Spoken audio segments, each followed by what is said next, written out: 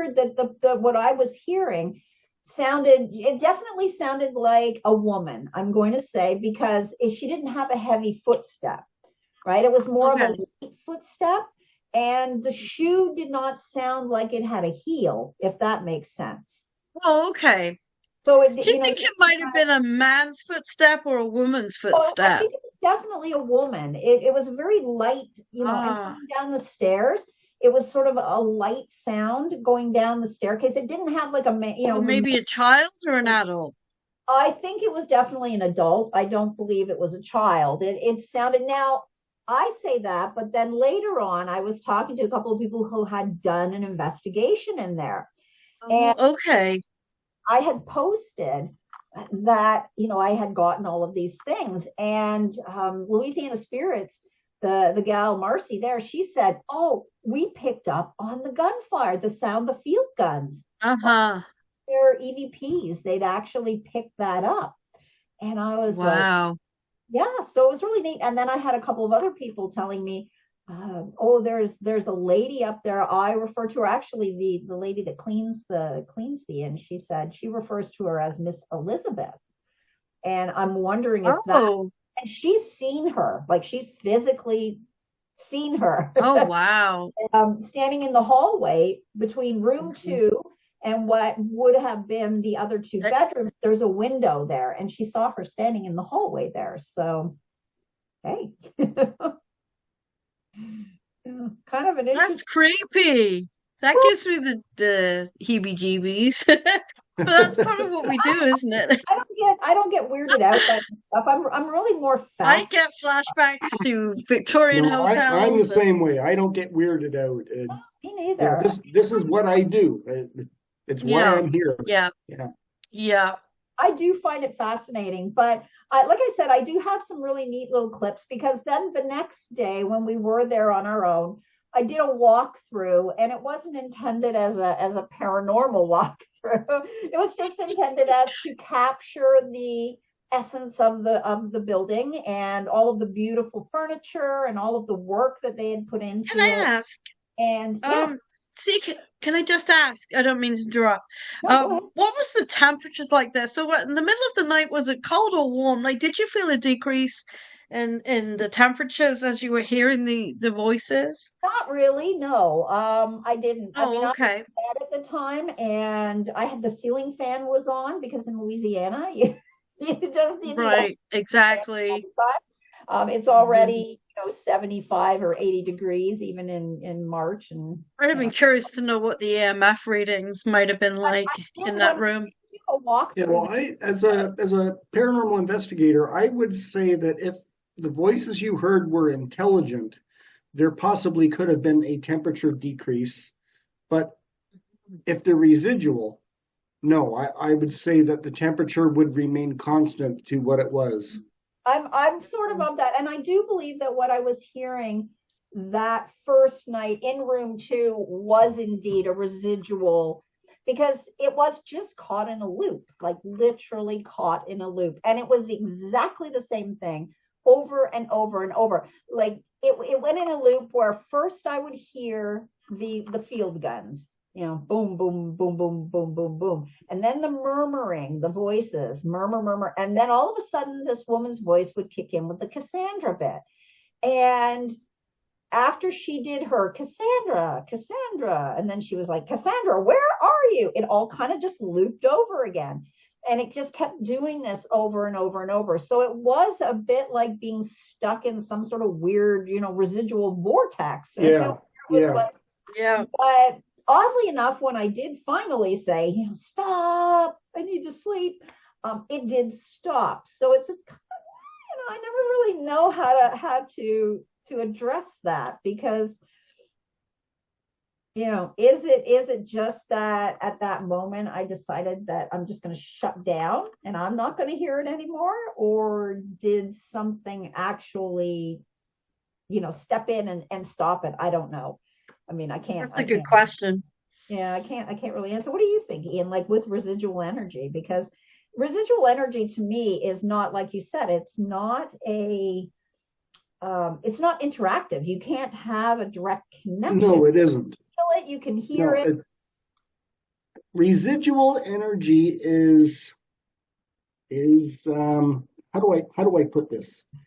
It's energy that has been absorbed into the surroundings That's right. over the years. Think of a say a servant's wooden staircase in an old building like that, Right. where for years and years you got the servants going up and down, the sounds of the footsteps, Hmm. Right. energy that those servants physically put into going up and down the stairs, that gets absorbed into So the the, fabric the of the building. staircase itself, the Yeah. the environment. And Mm. it's like you leave a trace behind.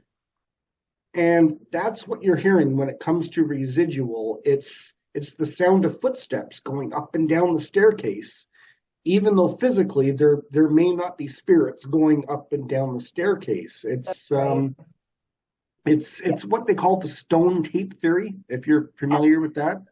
And Casa Loma is a really good example of that. There's a staircase in the study of Casa Loma. Have you been? Yes, And that's yes, the spot where yes. residual energy is constantly repeating itself in there on that servant staircase.